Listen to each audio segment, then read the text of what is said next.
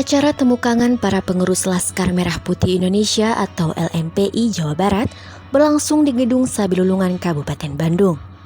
Acara tersebut dihadiri Ketua Mada LMPI Pusat, para Ketua LMPI Kota dan Kabupaten, para pengurus DPC, MPC, para anggota serta tamu undangan lainnya. Dalam rangka acara silaturahmi ini kita mengadakan acara untuk meningkatkan silaturahmi dan jalinan erat antar sesama marcap se-Jawa Barat. Susunan acaranya yaitu satu untuk silaturahmi, yang kedua acara memberikan input masukan untuk kemajuan Mada dan kepengurusan yang sekarang. Bismillahirrahmanirrahim. Alhamdulillah, wasyukurillah.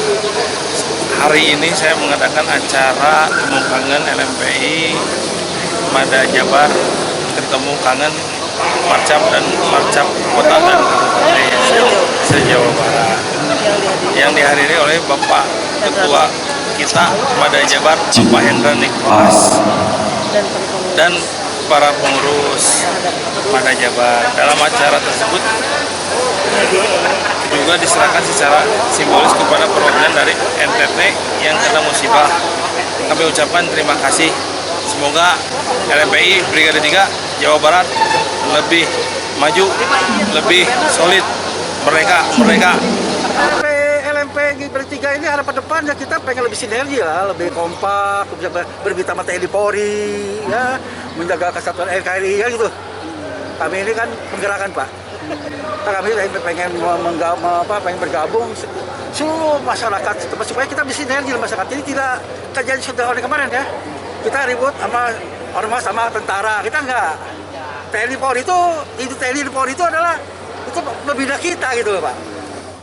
Dalam acara tersebut diisi dengan kegiatan penyerahan SK dan simbolis pemberian bantuan ke korban bencana di Nusa Tenggara Timur. Acara tersebut juga dimeriahkan oleh beberapa artis dari kota Bandung, diantaranya Kun Kun yang tak lain adalah artis fenomenal Jawa Barat.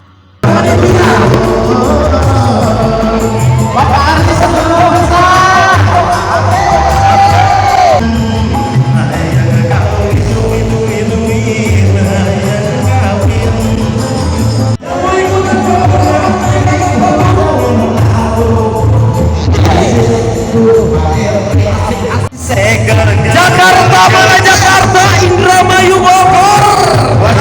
Siap, ayo.